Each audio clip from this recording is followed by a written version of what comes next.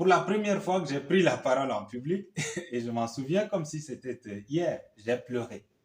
C'était comme si tout le poids du monde me tombait sur la tête. L'un des effets de l'adolescence? Non, pas vraiment. Je me souviens encore de l'un de mes anciens qui était là, présent dans la salle, et qui était l'un des rares invités à comprendre ce que je vivais.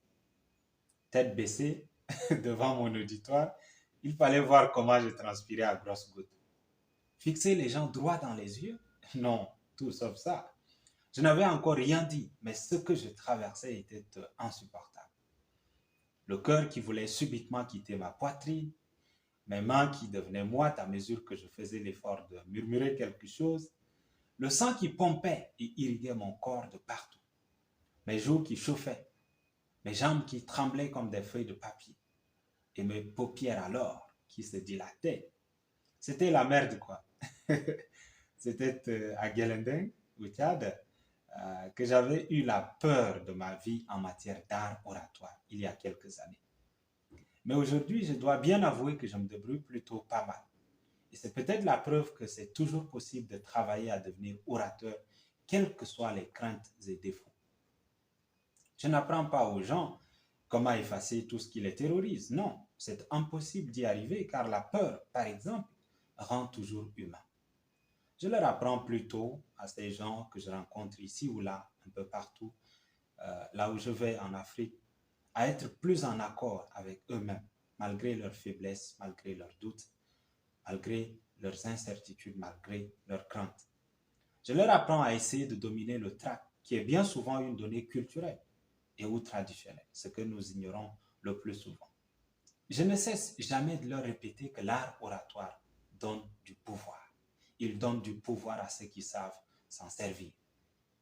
Je crois d'ailleurs que dans mon pays, par exemple le Tchad en particulier, et de manière générale un peu partout en Afrique, l'art oratoire doit faire partie des programmes qu'on enseigne à l'école, à l'université, aux instituts, dans les écoles, un peu partout. Je pense que c'est un réel défi qu'il faut pouvoir relever. C'est très important que nous sachions que parler est bien différent de communiquer. Or, c'est là toute la différence entre la parole, qui est simple, qui est donnée à tout le monde, et l'art oratoire qui est un acquis, qui est un apprentissage, qui est toute une culture, toute une discipline, toute une science. Voilà, tout un ensemble de techniques. Et les techniques, justement, les astuces, les conseils pour devenir un bon orateur sont légion de nos jours. Il y a certainement autant de techniques de prise de parole en public que d'orateurs. J'en suis très convaincu. J'enseigne modestement ces choses depuis quelques années, mais il faut reconnaître que c'est en les mettant en pratique de manière à ne pas faire disparaître son authenticité que l'on peut parvenir à devenir un orateur bien rodé. Toute la subtilité de la chose est à ce niveau.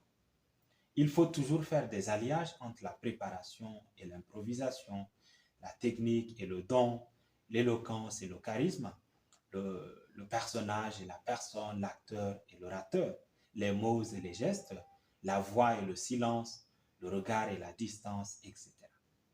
Donc, si vous souhaitez garder votre place, porter votre voix au service de projets, vous libérer du regard des uns des autres et gagner en confiance dans vos prises de parole, personnellement ou professionnellement, je pense que le programme d'art oratoire est fait pour vous.